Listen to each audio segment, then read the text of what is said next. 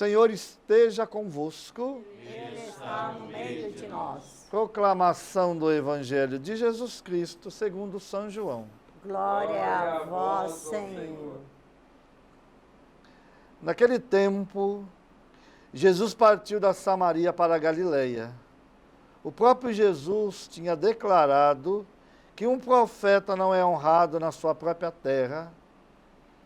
Quando então chegou a Galileia, os galileus receberam-no bem, porque tinham visto tudo que Jesus havia feito em Jerusalém durante a festa, pois também eles tinham ido à festa. Assim Jesus voltou para Caná da Galileia, onde havia transformado a água em vinho.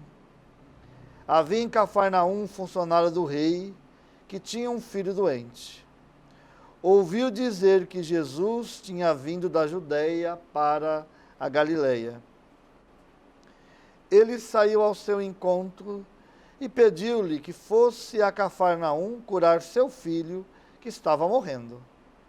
Jesus disse-lhe: se não vides sinais e prodígios, não acreditais. Um funcionário do rei disse: Senhor, desce, antes que meu filho morra. Jesus lhe disse: podes ir, teu filho está vivo. O homem acreditou na palavra de Jesus e foi embora. Enquanto descia para Cafarnaum, seus empregados foram ao seu encontro, dizendo que o seu filho estava vivo. O funcionário perguntou a que horas o menino tinha melhorado. Eles responderam: a febre desapareceu ontem pela 13h. O pai verificou que tinha sido exatamente na mesma hora em que Jesus lhe havia dito: teu filho está vivo. Então ele abraçou a fé, juntamente com toda a sua família. Este foi o segundo sinal de Jesus, realizou-o quando voltou da Judeia para a Galileia. Palavra da salvação. Glória a vós, Senhor. Que as palavras do Santo Evangelho perdoem os nossos pecados, em nome do Pai, do Filho e do Espírito Santo. Amém. Amados e amadas de Deus, a liturgia desta segunda-feira da quarta semana da Quaresma traz para nós a liturgia, o livro da profecia de Isaías. Um texto pós-exílio da Babilônia, onde o povo que está voltando para Jerusalém, para a sua pátria, mas não vai encontrar as coisas como estavam antes. Tem destruição. Uma coisa é voltar, ou o povo achava que voltando iria encontrar tudo organizado, tudo estruturado. Não tinha nada disso. O templo estava destruído, as casas destruídas, o povo que lá ficou longe dos outros fizeram realidades de caminhada diferentes, porque não tinham mais a mesma unidade, porque cada um vai sobrevivendo conforme dá. A vida é assim. E também com o povo de Israel. Então, chegando lá, eles viram a realidade. A coisa não era tão boa como pensaram. Tinham que reconstruir o templo, reconstruir as casas, mas reconstruir também os corações, a esperança, toda uma realidade. E o profeta Isaías profetiza nessa dimensão, falando que o próprio Deus vai criar novos céus e nova terra. As coisas passadas vão ser esquecidas, porque todo o sofrimento do exílio vai ser esquecido pelas coisas boas que vão acontecer. Toda essa tristeza, todo esse sofrimento vai ter uma alegria, uma exultação sem fim, porque o Senhor vai criar Jerusalém, ou melhor, vai recriar, vai cuidar, e vai fazer a cidade da exultação e um povo cheio de alegria. dizendo que não vai ter mais dor, nem sofrimento, as crianças não vão morrer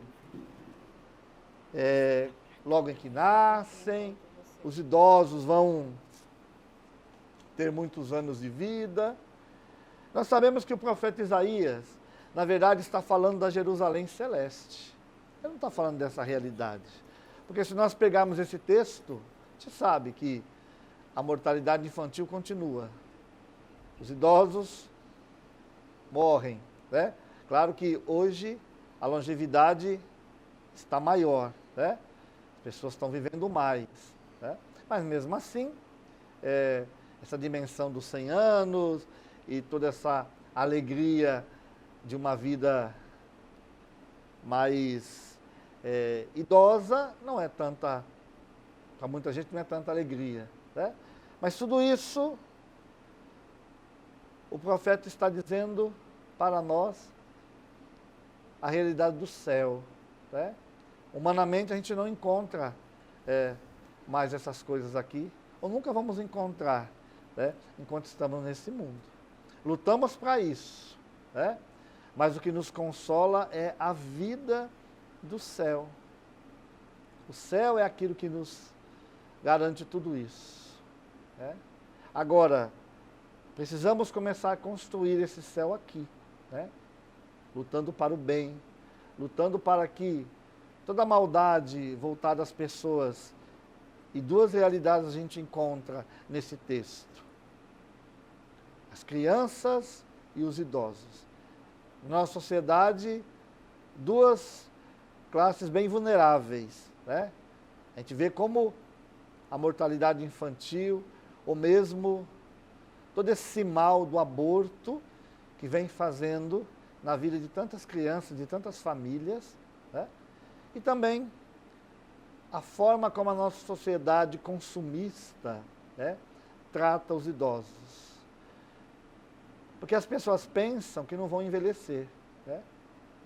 Não vão envelhecer. Porque meu irmão e minha irmã, só tem uma forma da gente não envelhecer: se a gente morrer antes. Senão, a pessoa vai envelhecer. Então, aqueles que não respeitam as pessoas mais velhas, né, podem se preparar. Você vai envelhecer, e cuidado, porque talvez a sua velhice vai ser muito pior da forma como você está tratando as pessoas mais velhas. Porque aquilo que a gente planta é aquilo que a gente colhe. Quando nós falamos do Santo Evangelho, Jesus volta para onde? Para Caná da Galileia, onde fez o seu primeiro milagre. São João não fala de milagres, São João fala de sinais, sempre assim. Primeiro sinal, segundo sinal, são os 7 sinais que Jesus vai fazer. Ele nunca vai dizer milagre.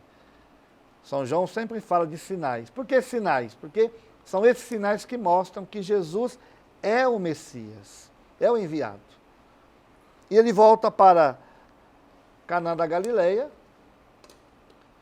sai de onde ele não foi bem recebido na sua terra, né, onde ele foi expulso, e na Galileia ele é bem aceito. Porque viram os sinais. Qual o sinal? O sinal da transformação da água em vinho. E aqui aparece esse funcionário do rei Herodes, que está com seu filho doente. Ele insiste com Jesus, mas ele acredita na palavra de Jesus.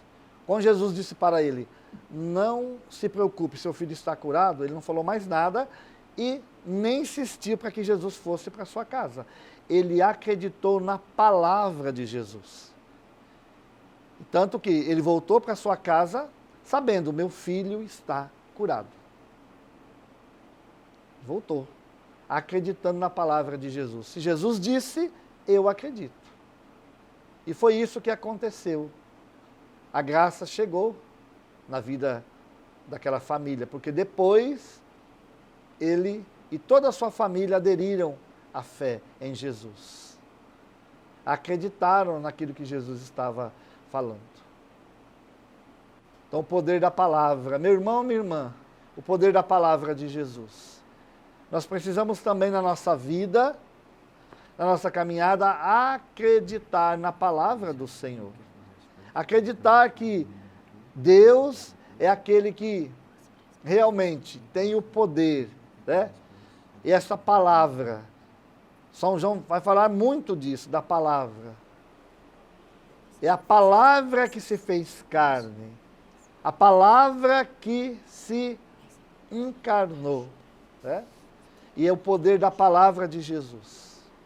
A mesma palavra que hoje se manifesta no nosso meio, é a mesma palavra que se encarnou, e essa encarnação não nos deixou mais. Jesus veio para fazer essa experiência conosco. Por isso que o texto fala dessa questão da baixeza, né? Quando o homem acreditou na palavra e foi embora, enquanto descia para Cafarnaum. Esse descer, né? Essa dimensão do descer, tem também essa dimensão do Deus que desce até nós. A baixeza de Deus. Deus se abaixa e vem até a nossa humanidade.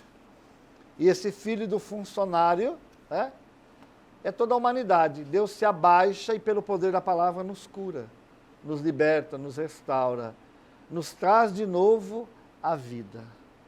Então, meu irmão, minha irmã, é tempo de deixarmos ser alcançados pela palavra do nosso Deus.